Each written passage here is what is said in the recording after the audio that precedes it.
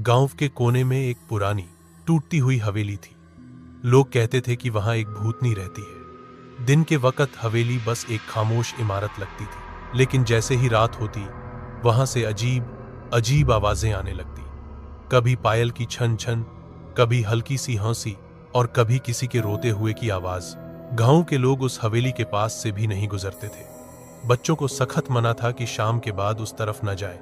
कहते हैं कई साल पहले वहां एक लड़की रहती थी, सुहानी। वो बहुत खूबसूरत थी, लेकिन उसकी शादी के दिन ही एक भयानक हादसा हो गया। दूल्हा हवेली तक पहुंच ही नहीं पाया। कहते हैं उस रात बिजली चमकी, तूफान आया और सुहानी ने इसी हवेली में अपनी जान दे दी। तब से उसकी आत्मा वहां भटकती है। एक दिन शहर से एक लड़का आरव अपने दोस्तों के साथ गांव घूमने आया। जब उसने हवेली की कहानी सुनी तो वह हौस पड़ा। ऐसे भूतों में मैं यकीन नहीं करता, उसने कहा। गांव वालों ने उसे रोका, पर आरव ने ठान ली कि वह रात को हवेली जाकर साबित करेगा कि वहां कुछ नहीं है। नमस्ते। रात के 12 बजे चांद पूरा चमक रहा था। हवा ठंडी और सन्नाटे से भरी हुई थी। आरव हाथ में टॉर्च लेकर हवेली के अंदर घुस गया। दरवाजा खुद कर्रर की आवाज के साथ खुल गया। अंदर अंधेरा था। दीवारों पर पुरानी तस्वीरें लटकी थीं, जो धीरे धीरे हिल रही थीं। अचानक उसने पायल की हल्की सी आवाज सुनी, छन छन छन। आरव रुक गया। उसका दिल जोर जोर से धड़कने लगा। कौन है? उसने जोर से पूछा।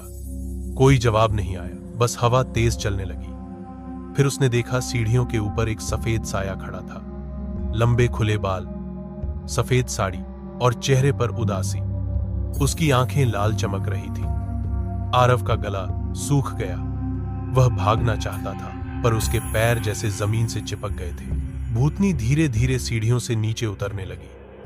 हर कदम के साथ पायल की आवाज तेज होती गई। तुम क्यों आए हो यहां?